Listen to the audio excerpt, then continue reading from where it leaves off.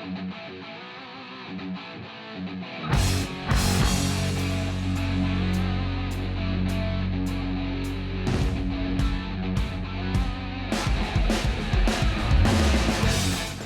Nerdcast Empire is on the air. It is the return of the Nerdcast News Report for Monday, June the 9th, 2025. I am Matt in the studio. Great to have you along with us. After about a month hiatus of our news podcast, we are back and better than ever, I guess you could say, as we are ready to get back to all the nerdy news that you need to know here on the Nerdcast Empire. It's been a little while, and we're going to kind of start off with topics that are pretty much in our wheelhouse on this podcast because obviously that's the biggest part of news that has happened since the last time we were together. And we will get to that on tonight's edition of the Nerdcast News Report. Joining me in studio on this Monday evening, East Coast time, is Mike. And Mike, how's it going? It's going. It's been a while. A lot of stuff has happened as far as what we talk about that we haven't really had a chance to talk about. Obviously, today we're going to spend a lot of time on the Switch 2, which I've spent a lot of time on myself. But beyond that, before that, I was getting into the remaster of Lunar, which is a really, really cool game, and found myself getting into the Apothecary Diaries, a show that I didn't think I really wanted to watch. But as I started getting into it, it's actually amazing. Yeah, we do need to get caught up on some anime talk. We'll probably do that on Friday's edition of the Nerdcast News Report. Kind of kept everything more toward the video game side and the pro wrestling side on tonight's edition, just to kind of get us off to a quick start and focusing most of the main news items on the thing that Mike mentioned a moment ago, and that is that the Nintendo Switch 2 is now available. It is now out. You can pick it up in many retailers right this very minute, in fact. And, it's one of those things we've talked about a lot, and we've talked about some of the specs, and we've talked about just kind of all the things that, as the news would break throughout the spring, what this was going to look like. And, fortunately, as we talked about on the podcast, you had a pre-order in for the Switch 2, and no issues with the pre-order. It arrived as scheduled, and you've had the chance to kind of give it a first-hand whirl and kind of give get initial thoughts on what you think about the system. So generally, we'll start with the positive stuff. Your overall impressions of the Switch 2 so far? Yeah, the whole experience so far has been pretty smooth. I pre-ordered mine through Walmart. The night that the pre-sales went live, I kind of sat in a queue for a while, kind of figured I wouldn't be getting one, and lo and behold, it jumped me into where I could actually put it in my cart and pre-order it, and I did. As the weeks progressed, you had more and more people facing order cancellations from their retailers, whether it be Best Buy, Target, or Walmart. So I was kind of curious because, they had a hold on my card, but they hadn't charged it yet, and a few days out, they finally did place the charge on there, which gave me a certain amount of confidence. And yeah, by 8:05 the morning it released, it was at my doorstep, which is pretty amazing. I mean, I understand people that were out at midnight certainly got there sooner, but if I can get a good night's sleep and start my gaming on the new hardware at 8:05 a.m., I think I can live with that. Yeah, I think the days of necessarily wanting to play it right at midnight when it comes out, probably not necessary anymore. And, that's really, to me, almost something more about a new game release than it is about a new game system release, because in theory, this is a game system you're going to be playing for years and years and years. It's not something like, oh, this new game comes out, I'm going to get this, and I have to start it right at midnight. So, yeah, understandable, but certainly understandable for the people that decided they needed it at midnight and decided to go out and line up. For the people who couldn't secure a pre-order, I get it, but man, the second that I knew I was guaranteed one, or presumed I was guaranteed one, I'd much rather you just bring it to me. I don't really want to be out late and fight nonsense. I remember back in the days, like one of the first midnight releases I really remember as a video game purchasing adult would have been the PlayStation 2. Yeah. And just the insanity that was, and not something I really long for. So, Walmart brought it to my house. They included a can of Pringles and a 20-ounce orange cream Coca-Cola as a bonus pre-order thing. So unexpected, but kind of cool. As far as the actual getting into the system itself, Still a little confused about the virtual game card situation. I get that they wanted to try something a little different as far as how you share games throughout a household if you have multiple users on the same Switch account.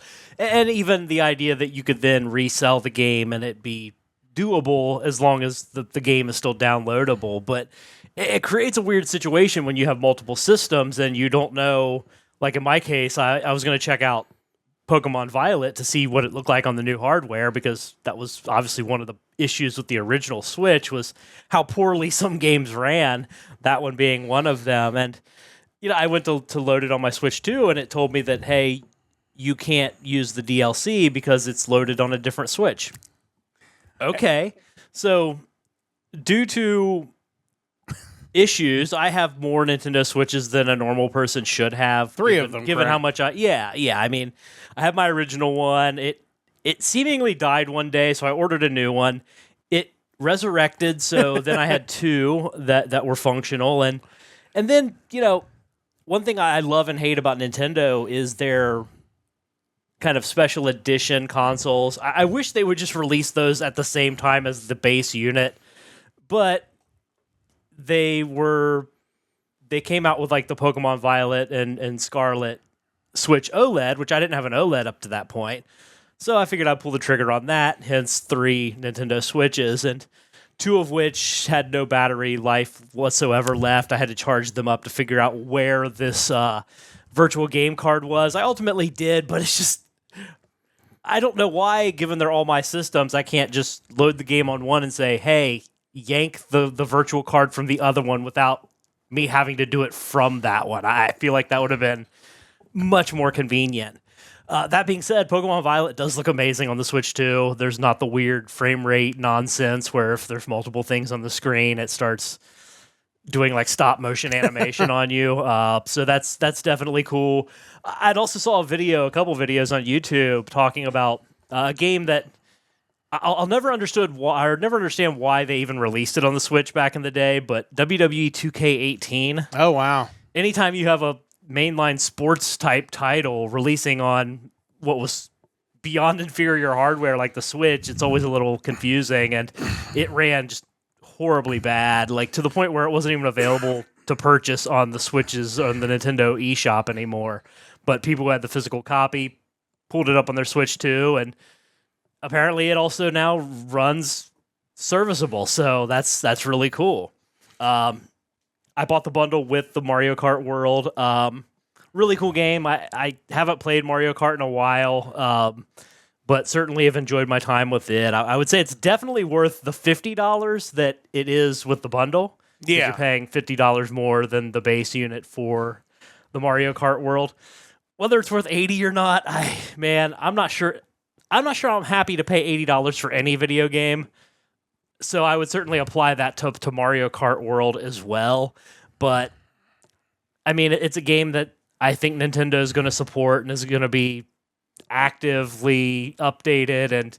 And they expect it to live as long as the system, pretty much like Mario Kart 8 did. So we'll see. But, yeah, so far so good with the Switch, too. Yeah, it's great to hear. And, we don't, for those of you who maybe don't listen to our music podcast, which you should, but we end our music podcast with something called the Power Trio. And in a question that, obviously we don't have that on this podcast, but a question that kind of popped into my mind is, what 3 video games would you pay $80 for if they released today? Like, because I'm sure you can come up with a list of probably way more than 3, but that's just kind of one of those, like, if you knew you could just get your hands on it today for the first time and it was $80, like, which ones would you actually pay that for? I think that's a difficult question, because the second you pick some retro game, you sound like you're insane. Like, you're just based on the amount of storage and memory that's required to run this thing. Why would you pay $80 for it? Right. Because to me, one of the greatest games of all time, something like a Chrono Trigger. Heck, for Super Nintendo, it probably was $80 when it came out. Yeah. Because Super Nintendo had some pretty crazy price points. But, that would certainly be one of them. And then you think, like, bang for your buck. If I was just paying $80 and I didn't have to pay anything else for it, something like a World of Warcraft would make a lot of sense, because the amount of content that you're getting for $80, you're certainly getting your money's worth. Yeah. Man, beyond that would be difficult. The cop out cheap thing would be give me the Final Fantasy Pixel remaster because that's got 6 games on it. But yeah, I mean, Final Fantasy 6 would be a possibility. Final Fantasy 7, 10, 12, 4, you name it. So many good games in that series. But yeah, thankfully, I don't really ever have to limit myself to 3 games. I think that'd be fairly difficult. Yeah, for sure. I'm not even sure I could come up with 3, to be completely honest. But there's a good time for me to post the link to the Discord in our chat. So if you want to let us know what 3 games you might pay $80 for over the history of video games, if you got your hands on it for the first time today, let us know. Join the Discord, tell us, jump in the general chat, and let us know what games you would actually pay that kind of money for. Because, yeah, I mean, it does seem pretty pricey, but again, I will say the one thing about the Mario Kart games is the replay value on those is pretty high. I would think a Mario Party game would also be kind of in that, for that same reason that there are still people that stream the very earliest Mario Party games. The ones that came out on 64, like especially like Mario Party 3, that's just an all-time classic. Yeah, so, if you start like doing the math in your head of the replay value of some of these games that just go on and on and on, you could probably justify that kind of price tag. Yeah, I think the big thing is going to be, will they eventually do something similar with Mario Kart World that they did with 8 Deluxe, where they're like, hey, we're going to do this kind of paid super pack, all these new tracks that you can get. I think if you bought the upgraded Switch Online account, they would give it to you, but otherwise there was a charge for it. Because I think with Mario Kart 8, even though it persisted throughout the Wii U all the way through the life of the Switch, I'm guessing they probably felt like they were leaving some money on the table if they didn't at some point try to charge people more for it. Mm-hmm. And I mean, that's when I finally bought a Switch, was sometime last year, I think. I got the Mario Kart 8 bundle with the deluxe with all the extra maps and stuff, and it's a lot of fun, and I played the heck out of it. And I'm sure this is going to be very much the same way. And honestly, the new Mario Kart game is one of those things that's kind of pulling on me, like maybe you should go ahead and get the Switch 2 just so you can play that. But, I think it's a pretty smart title to come out with, and I do agree. I think at some point they'll revisit that and add on to it just to add that extra value and, of course, get a little bit of extra money somewhere down the road. Speaking of money, this thing made a lot of money already. That is the next headline. The news from Game Rant that, according to some insiders, the Nintendo Switch 2 sold roughly 3 million units globally on launch day. That would surpass the record for the most consoles sold in a single day, which was held by the PlayStation 4 at just over 1 million units worldwide in 2013. Obviously, there's going to be 2 sides to that story. Number one, had the PlayStation 5 actually had enough inventory out when it was released, could it have broken that record? Possibly. But the other side to that, too, is, I guess 2 things. One, all we've heard since the price points have been announced is how expensive everything is, which, again, not disputing that. I mean, it is a chunk of money. I mean, it is what it is.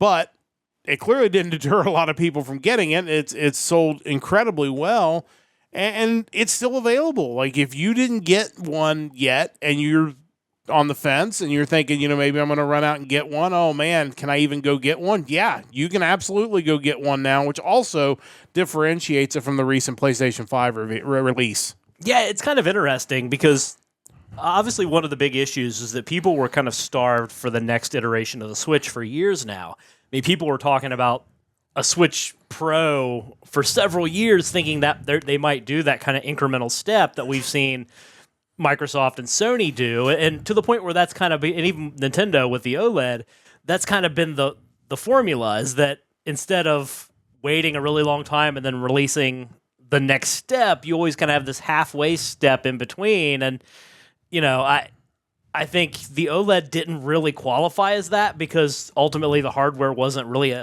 even a half step forward. It was just a better screen and better battery life, I think.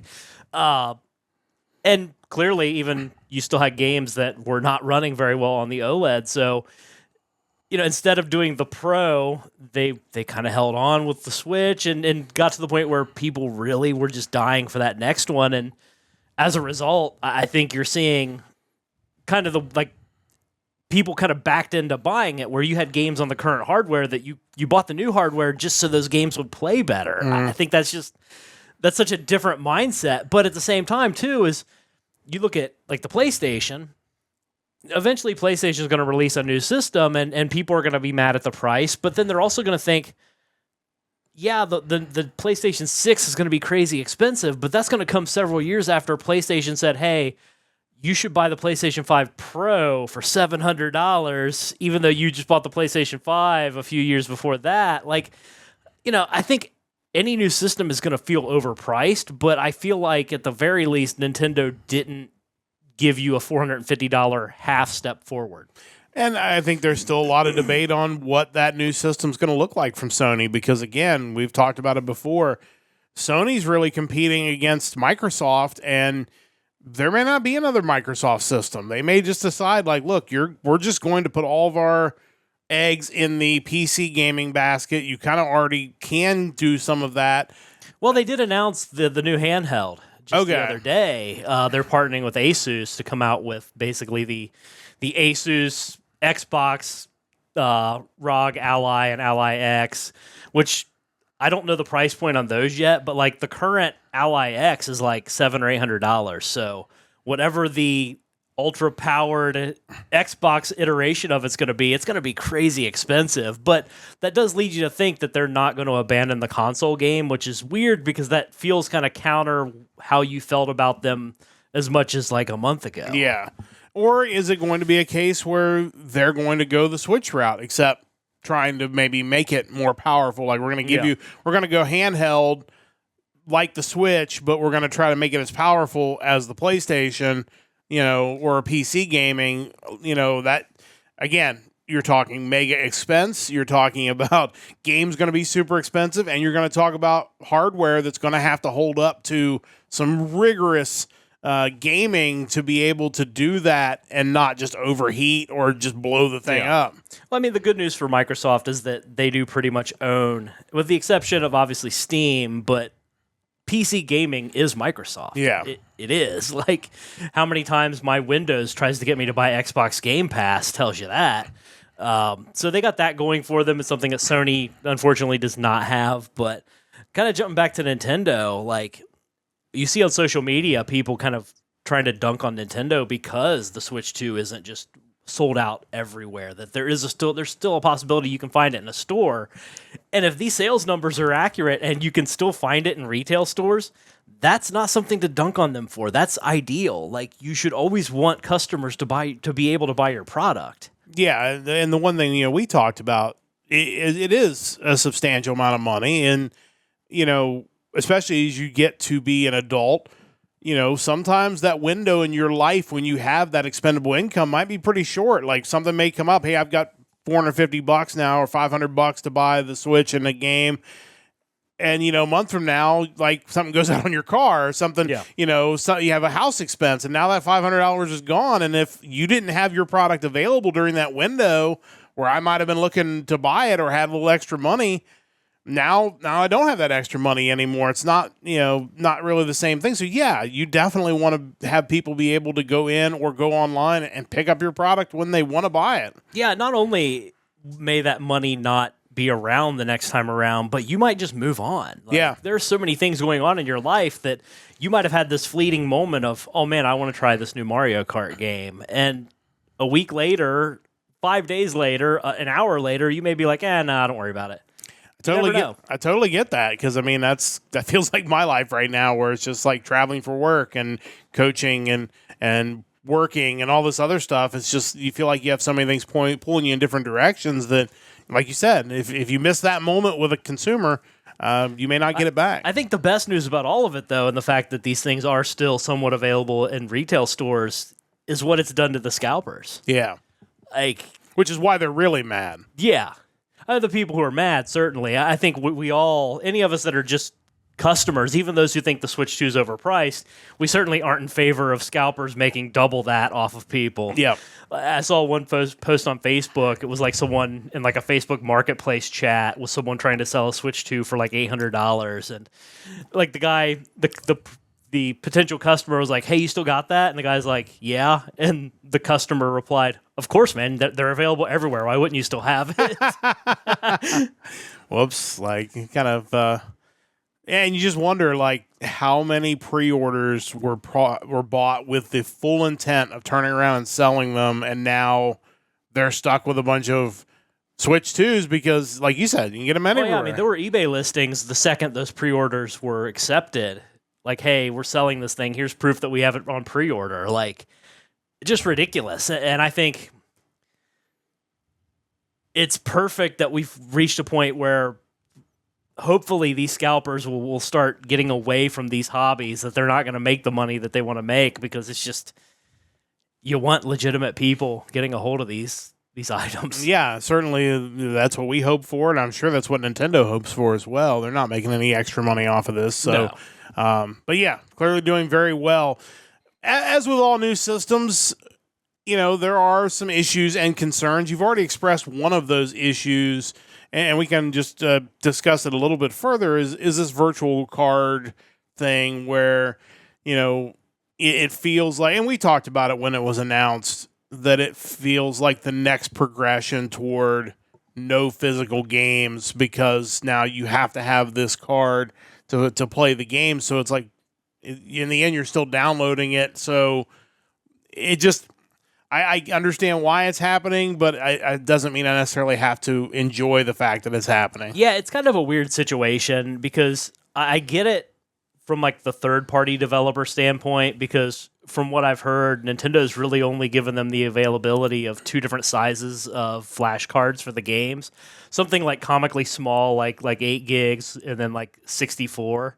So you have these games that fit somewhere between that, and the companies really see no reason to pay for the larger capacity cards when they can instead just give you the game key card, let you download it. And again, since you need that game key card to play the game, you can technically still resell it. Like, that's still a thing.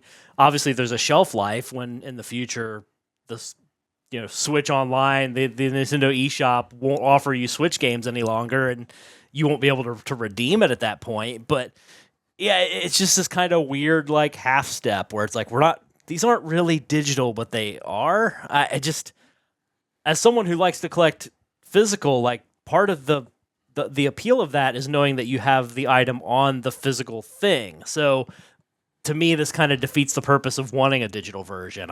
I've been considering buying the remaster or remake of the Bravely Default game. Great game. But it's like, why don't I just buy it off the eShop right off the bat? Just buy the digital. What's my incentive for wanting the case with the game key card inside it? Yeah, and it does, after we were just talking about scalpers, like the other thing it does take away the future retro market, because, yeah, you have the key card, but like you said, at some point, maybe it's 20, 30 years from now, who knows, but the game's not going to exist in digital form in some sort of cloud on Nintendo's site, so they'll have moved on to something else. So now that card is completely worthless because you can't go download the game, so therefore the retro ability to play that game in 20 years and get the same value out of it is now gone. And of course, they're not going to admit that that's going to happen, but I mean, logically speaking, it just makes sense. Well, I think you're forcing the retro collectors in that market to go further into the reproduction and kind of the shadier side of it, where there's no way to buy this physically, but I have the ROM that I now have on this flash card that you can use. That's how you're going to have to do it. And it's hard to really fault that mindset, because, again, we were all raised on, I have the game in my hand, I'm going to put it in my system and it'll work. That's never going to not be the case. Well, now it might be the case. Yeah, I'm not terribly crazy about that. And unfortunately, it feels like one of those things that the other system manufacturers are almost certainly going to copy. The other issue, and at least the other one I saw, and then we'll, if you found any as well, we can mention those, but seems like some continuing issues with Joy-Con drift. It was an issue with the original Switch, and I know they did some replacements, and my understanding is they are doing replacements of them free of charge, but it's just another one of those things that when you're charging what you're charging for a new system, when it is a known issue with your previous system, the fact that you weren't able to get that right out of the box is a little concerning. Now, understandably, there will eventually be a Pro controller, and I won't say most, a lot of gamers will use that in lieu of using the Joy-Cons, but it's just not really a good look when you've got something new, but you bring back an old problem. I think that certainly is a little bit concerning. I mean, again, you can buy the Pro controller. It's $85. I did not purchase it with mine. I figured I would hold off. I think I can use my old Pro controller for a lot of titles, so I'll probably do that for if I feel the need. Right now, I'm just using the Joy-Cons in the little holder as a controller, and that's totally fine. But yeah, I was doing some reading on it, and the issue is obviously that these Joy-Cons slowly just start wearing out, like the housing that they're in, which leads it to just kind of pretend like you're using it when you're not, and the movement's happening. But kind of the replacement to that would be using Hall effect sticks, and the problem there, at least what PC Mag was speculating is the problem, is that those rely on magnets. Now, the Switch 2 Joy-Cons also use magnets to connect it to the system. So there's a thought that wouldn't work together, that the magnets would interfere with each other. Maybe that's why they opted to maintain the kind of the status quo on their joysticks. But yeah, I mean, at least they're seemingly really open to replacing them for people. There's that. I also wonder, too, if it's kind of a cost thing, that there are enough people out there that they might experience the Joy-Con drift, but it might be, months or a year down the road in which they just go, well, I'll go buy new Joy-Cons. They're not going to take it up with Nintendo. They're just going to replace them themselves. And it just doesn't make financial sense to put more money into the Joy-Cons if people are content just buying new copies of the old ones. Or they'll just go buy the Pro controller. Yeah. Like they'll just, and I imagine a lot of gamers are going to do that. But like you said, another $85 on top of the money you've already spent, that does hurt a little bit for, I have to buy this thing to fix the thing that you gave me with my system for free. Yeah. That is a little tough, but yeah, I think the magnet issue probably at least is part of the reason why they weren't able to do it a little differently. And you hope that, because we know, or we're pretty sure that somewhere down the road there will be an OLED version of the Switch 2. I would imagine. Probably a couple years from now. So my hope is that you've got a couple more years. Like maybe you can figure out something for these Joy-Cons in the next 2 years that solve that problem once and for all. Yeah. And then that gives people another reason to not only buy the OLED for the cool things that it can do, but also maybe a permanent fix to that issue as well. And I assume by then you'll have some sort of OLED model that's the special edition for whatever the next 3D Zelda game is, or next 3D Mario, something that'll give you more of an incentive beyond it just being OLED. It'll also be this cool game tie-in version, which I would certainly consider buying in that case. Yeah, I think a lot of people will. But I think, as we get ready to wrap this up, overall, thumbs up on the Switch 2? Yeah, I've had no issues. I did have one instance, day one, where I had to hard reset it. Still don't know why, and it hasn't happened since. Oh, okay. But that's really been the only kind of negative I've seen. Obviously, I know people have had other issues. There were the one GameStop that was stapling the receipts to the box that was causing screen damage, because for reasons that I think are a little weird, like when you open up the box, you lift up the lid, it's sitting there face up pretty much right underneath the top of the box. Like, why would you pack it that way? I just feel like that's asking for damage. I've seen other instances of just people, typical stuff, dead pixels, screen scratches pretty quickly. But other than that, no problems on my end. Yeah, it's good to hear. And obviously, Mike will continue to play it. Maybe at some point I'll pick one up as well. And again, join our Discord if you happen to pick up a Switch 2 and want to talk about good, bad, otherwise, games that you're interested in, games that you might be playing that we want to know about. Let us know, and we'll definitely talk about it. I'm sure it will not be the last time we'll talk about the Switch 2 on the podcast, and we'd love to know what you have to say about it. So that pretty much is the roundup of the Switch 2. As all things Switch 2 comes to a close, it's time to dive into all things pro wrestling. And to do that, we'll head into the Empire Express. Are you ready to go, Mike? Let's do it. Let's wrap this up with the Empire Express. At WWE Money in the Bank this weekend, Seth Rollins and Naomi won the briefcases, guaranteeing them a title match at some point in the future. Were those the right choices? Yeah, I'm not surprised Seth won, although I think you could have made a case that LA Knight is kind of past due on his push to the top. I think Naomi is totally justified, despite that field being stacked and pretty much everyone in that match could have been a legitimate winner. Happy for her. Love the character she's got going on now. Can't wait to see what she does next. WWE Worlds Collide, El Hijo del Vikingo defended the AAA Mega Championship in a classic match with Chad Gable. Was that the best match of the weekend? Yeah, I think it was. Honestly, the Worlds Collide event was excellent, really, beginning to end. And Money in the Bank was not a bad event by any stretch, but it felt like the old days of the black and gold NXT events before your WWE events. Even when WWE's pay-per-view was good, NXT was almost always better, and indeed, in this case, I think that match stole the weekend. Yeah. The wrestler who may have actually stole the weekend, though, was AAA wrestler Mr. Iguana and his stuffed iguana, La Yesca. Are you surprised to see him get over, and who should WWE fans check out from AAA next? I'm more surprised that the higher-ups at WWE recognized his potential and actually his sports entertainment appeal than I am that he got over so well.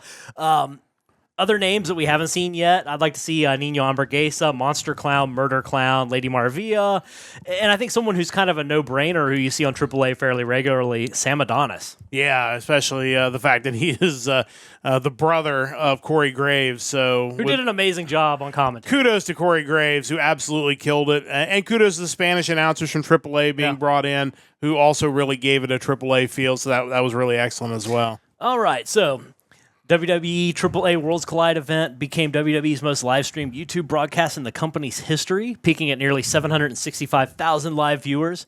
The English and Spanish streams have combined for 4.7 million views so far. Is this a home run deal for WWE? Yeah, it sure is, and I think, I don't even think they realized what this was going to mean right out of the gate. And again, AAA's got a big event coming up this weekend in Triple Mania Regia. So we'll see kind of what happens there. We already know that the Garzas are going to be there. Will there be other surprises from WWE? I think everybody's still kind of wanting to see what this is going to look like. Will we be able to watch that here in the States? Will there regular TV that currently airs on Space in Mexico? Will that air here in the States? A lot of questions still. Yeah. But I think overall, I don't think they could possibly be happier with how things have started off. Last week on NXT TV, Mariah May made her WWE debut after a solid run in AEW. Not sure what her name will be yet, but do you think she'll be the next big women's star for WWE? She certainly could be. The women's rosters are getting more and more crowded on every show. But lately, all the women that they've given big deal debuts on NXT have been home runs, and Mariah May certainly has the aura of a star, so wouldn't surprise me. Yeah, that's a big move, and obviously someone who's been a lifelong WWE fan, so kudos to her, and excited to see what she brings to NXT television, and we'll probably find out more tomorrow night. But that is going to wrap things up for the return of the Nerdcast News Report. You're all caught up on your nerdy news for this week. We'll be back again with you on Friday for another episode of the Nerdcast News Report, 7 o'clock Eastern Time. We will try to get you caught up on some anime news on Friday, as well as some other things going on in the nerdy universe. We'll be doing that, so make sure you join us then. And, of course, Sunday night, if you didn't get a chance to listen to the music podcast last night, it is available on Twitch and on YouTube. Of course, that is the Hard Rock Empire. We'll be back again next Sunday night, 7 o'clock Eastern, for another episode of that. And it'll be the music of May 23rd that we'll be talking about on the podcast. Big thanks to Chris for joining us in the chat. Big thanks to Stoveblade Media for their continued support of our podcast. Big thanks to Mike as well for joining me. And a big thanks to you for listening whenever and wherever. Make sure you join the Discord. Follow us, subscribe to us, whatever you can do. We really appreciate it. Share our posts. It's a big help, and continue to grow our podcast. That's going to wrap things up for this evening. For Mike and the rest of the crew, I'm Matt saying so long. Don't forget to join the Empire, the Nerdcast Empire.